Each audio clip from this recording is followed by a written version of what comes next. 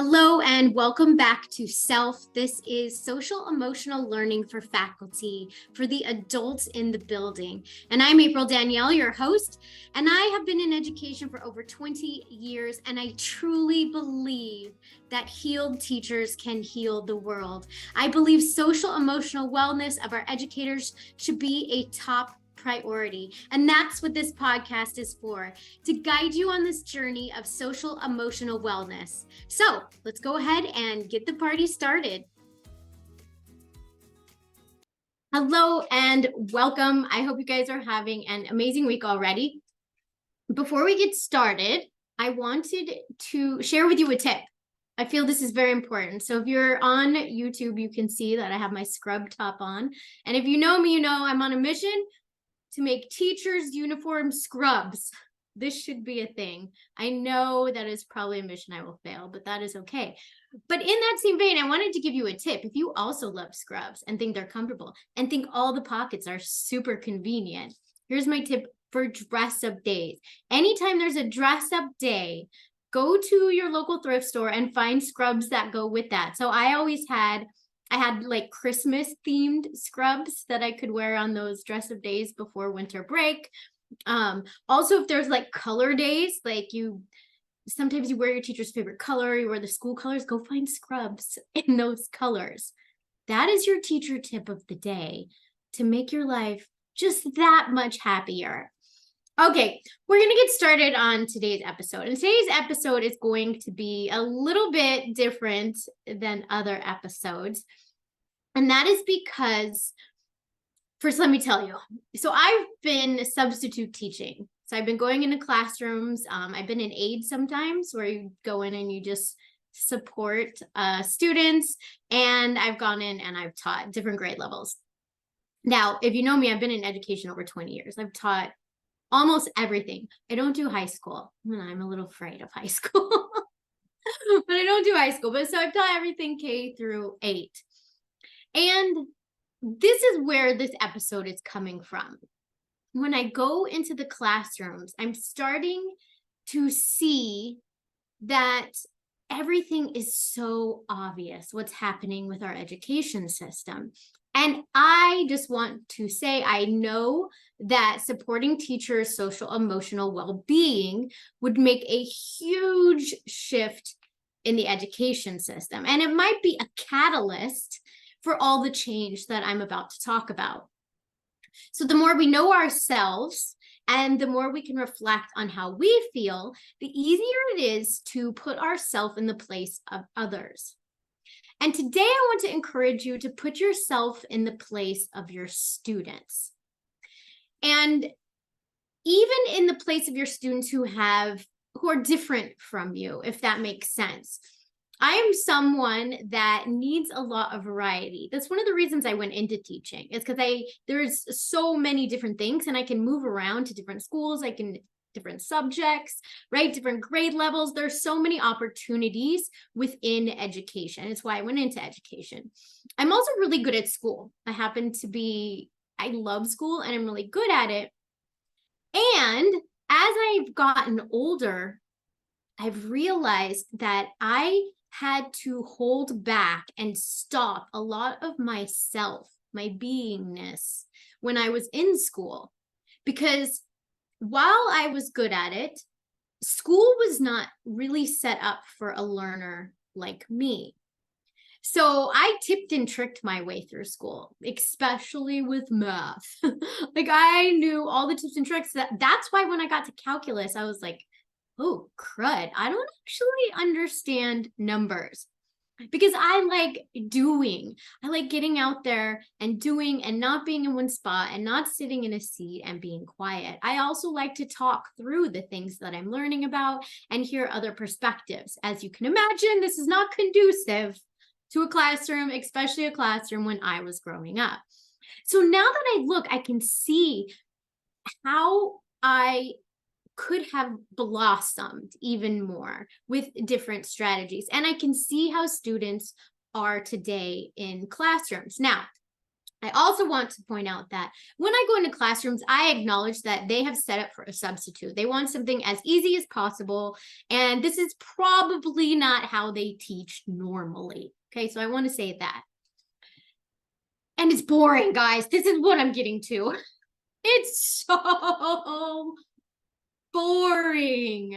It's so boring. I can't even imagine sitting in some of these classrooms like all day with this. So I want you to be able to see what your students see and not just what you expect them to be, right? No longer are the days, I think, well, personally, I'm just going to talk about me. I used to want my kids to just sit quietly, listen. There's input, then there's output, right? And that's how the education system has always been. And I think this is the crux of our issues, is that it's not like that anymore. That we know we have the research that shows that the brain that we need today in our job market, in our life, and even the goals of people, it's not just to get to the top of the top 500 companies anymore. We know how important, this is why social emotional learning is a thing. We know how important that is. So what we have is not going to work to get what we want now. So think about what your students are going through. And would you now, not even as you as a kid, would you now sit and listen to what you are saying and create the output that you want? I've been an administrator, so I have watched many teachers teach and had to do evaluations. And I always think about this. And it actually helped me when I went back to teaching, think about me teaching. Is this something that I would pay attention to for an hour? Is this something that I would sit and listen to? And what I've noticed watching a lot of teachers, and while I'm subbing and going into teachers' classroom, is there is a lot of talk still. It's so much. And I think one of the reasons is because it's a fallback. When teachers are stressed and overwhelmed, and really, guys, like, I feel you. I feel the angst and the like trauma. And it really is trauma of going into the classroom every day when you're miserable. It's easy to fall back on becoming a teach adder. It's easy. It just makes it so much easier. It's easier to manage. It's easier to plan. And you can see how that causes some behavior issues. And it becomes really a power struggle. But you see how this cycle is happening? Because we're not supporting our teachers and they can't be their best selves. They fall back on a strategy that is not conducive to students in the classroom, especially nowadays, I want to say. And it's just a vicious cycle. So while I think, and while I know social emotional learning for teachers can create a huge impact, I also see now how that can impact what they do in the classroom. And how I think as we're working on our social emotional learning of ourselves, as we're getting to know ourselves, we can start to see how we are affecting our students. So just some things to watch out for. What do students do? And I know you guys know this. I know that the teachers that I was watching know this. I know that they know this. And I also know, just like I said before, that when it comes to overwhelm, you go back to what you can control the most. When we're so out of control, this is another point. You guys, this is a squirrel moment. But when things are so out of your control and you feel like you have no power, which is, again, another thing that's happening with teachers. Our autonomy is being taken away. We are not looked at as professionals, people that can make decisions, right? So when that happens and we're losing control, we want to control everything we possibly can. And the old style of teaching where we sit and talk and they sit and listen is the ultimate form of control, right? We can easily master that and control for behaviors. But that's why kids misbehave. But think about, what are students doing? Literally, what are they doing? And not just these students, these high students, and these low students, the middle students. What are all of these students doing while you are talking? And that's important. So if you assign group work or a partnership for them to talk about something, well, what if they're really effective and they finish very quickly? What should they do? Because if you don't have something to back that up, right, that they can follow up with, they're going to sit and talk and play and cause a ruckus. Like, this only makes sense.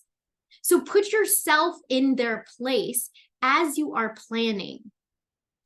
Also, I saw a lot of opportunity, and I've seen a lot of opportunity. And you guys, I've only been doing this for a couple of weeks, and I have been out of administration for a while. I left because I'm not a political person. I can't put a smile. I can't be a yes man. I can't. I just say what I think is true.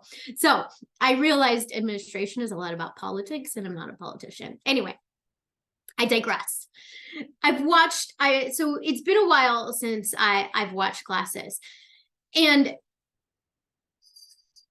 I just am so sad. I am so sad for these students because it really is just so boring. So what are they doing? What are they doing? So I saw a lot of that, of students didn't have anything to do. Like, they didn't have anything to do, because so they got loud and they caused a ruckus. I also saw a lot of opportunity for students to be the one talking, and then we're shut down. For students to be able to explain things, they really wanted to share the answer, but it wasn't part of the path. It wasn't part of what I'm controlling, right? This is what I have envisioned this lesson to look like and be like, and you need to fit into that box. Think about you as a teacher and you being told at school-wide level, this is what you need to do. This is the exact framework and protocols that we're doing. It doesn't matter that your students are different, that you are different, that there are different abilities and skills and needs in your classroom and within you. It doesn't matter. This is what we're following. Right? That would drive you crazy. And yet that is a lot of times what's being expected in the classroom. If a student wants to explain something, let them explain. Let them talk about it. This, I think, is crucial. I also learned another something. This is where I was proven wrong, because I have a lot of this ingrained still in me because I was so good at school and I know the expectations. And I taught for many years with these expectations. The expectations of I talk, you listen. And then we do the activity. I taught a long time like this. And yes, we want them to be respectful and talk and listen. I hope you get my gist, that I don't think that they should just run amok. But I have a lot of this. So I was in a classroom and the teacher was reading. And I looked around the room, and if I was a reading teacher and I am reading out loud, I would 100% expect students to be following along. I want them to follow along because it shows me they're paying attention. And sometimes when you read the words, you can read the words while I'm saying them.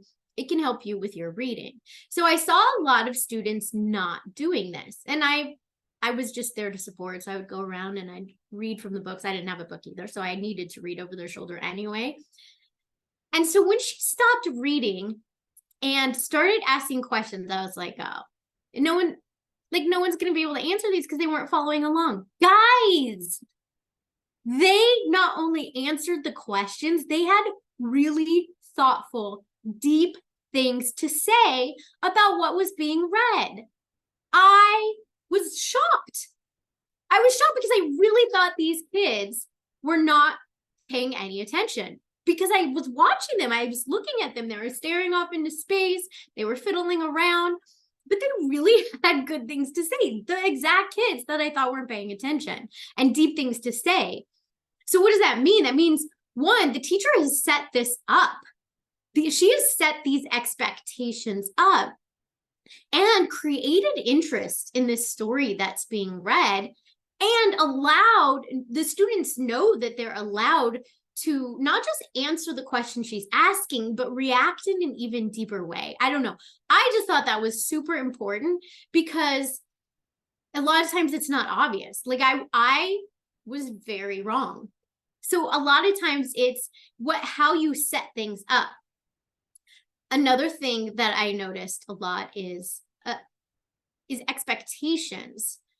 Students need to, and again, what this is all about is knowing yourself and being able to put yourself in their place. Again, I just want to reiterate, this is not just talking about bad teaching habits.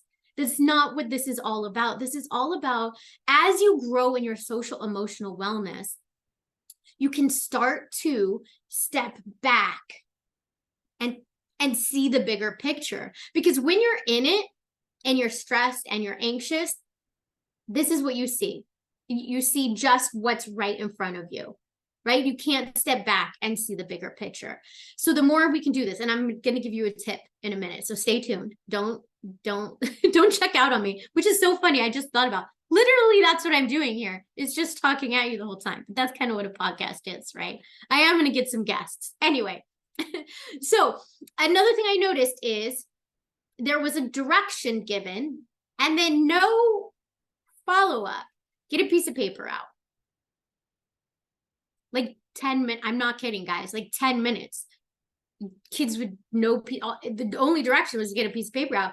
10 minutes, there were kids with no piece of paper out.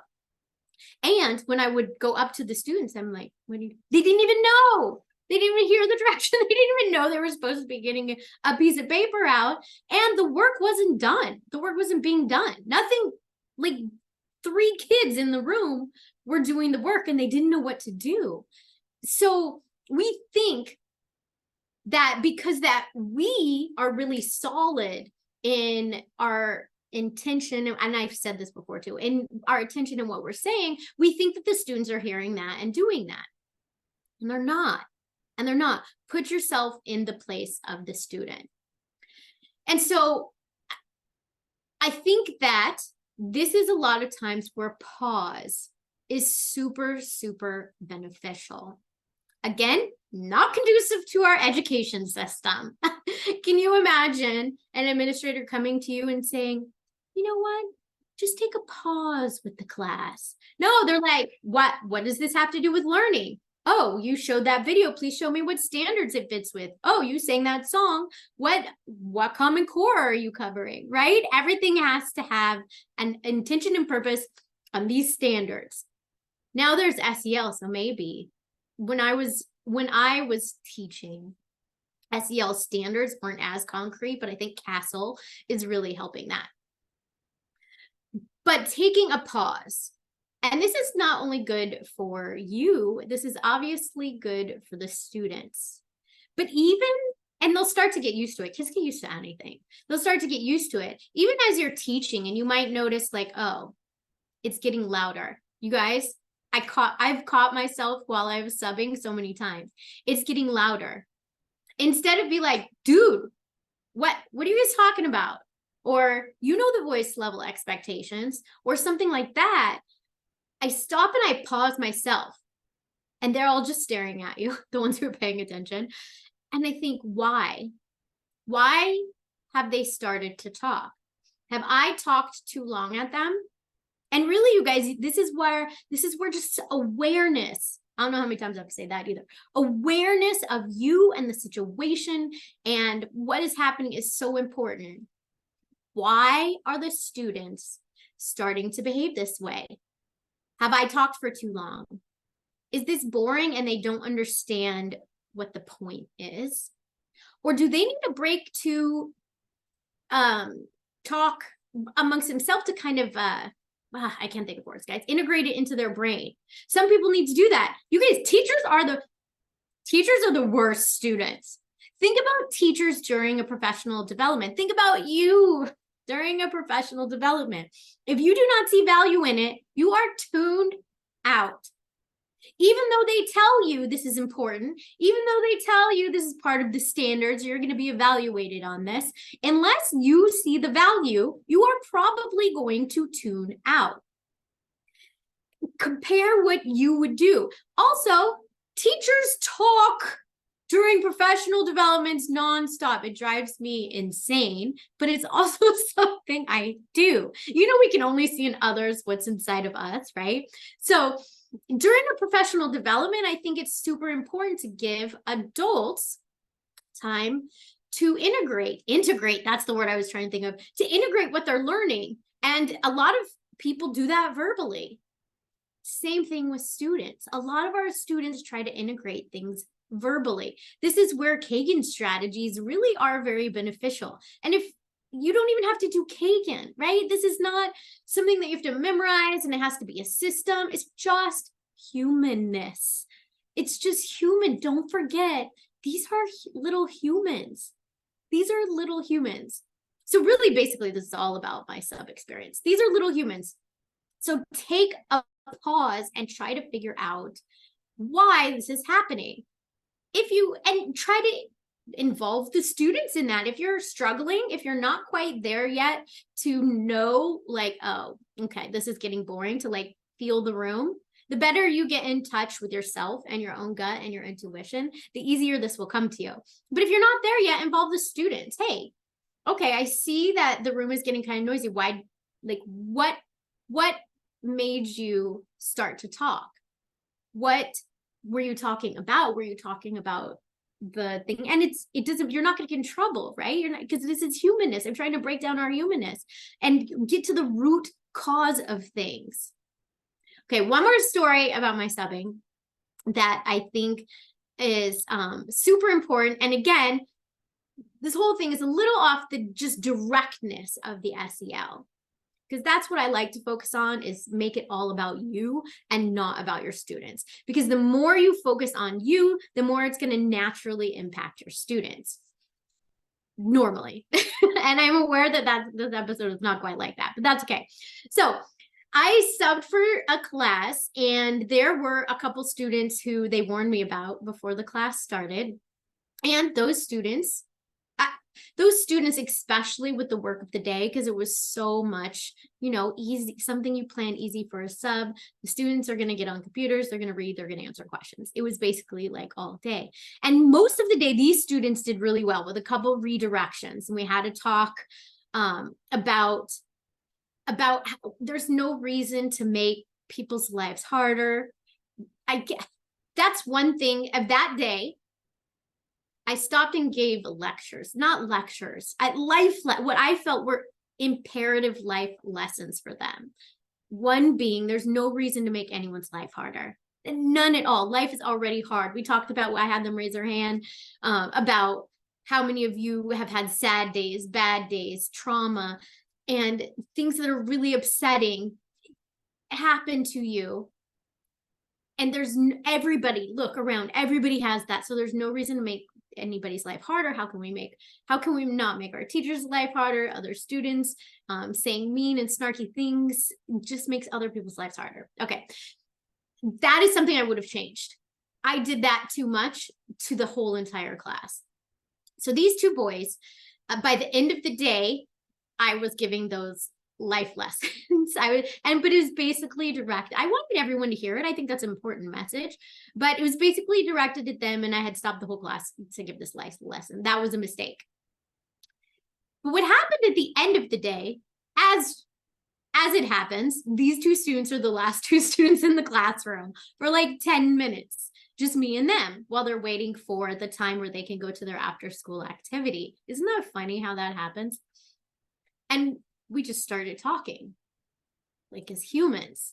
And we started talking about what do they do and what do they like. And I felt so much better. I felt like I did in the beginning of the day when I had connected with them, and then I lost them. And I felt like my old self, like where I just get angry and almost resentful of a student, of a little tiny human.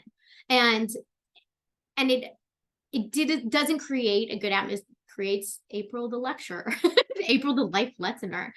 But I talked to these students, and that it just hit me in the face about what I always talk about. This is it, and it works. It works. So we sat and we talked, and I felt no ill will. And I know you're not listening. You don't know you can feel ill will to a tiny human until you teach. And it's a natural human reaction, and we have to intentionally take a look at what we're doing. Because student behaviors are hard. And I know that student behaviors are hard, but this is such a key.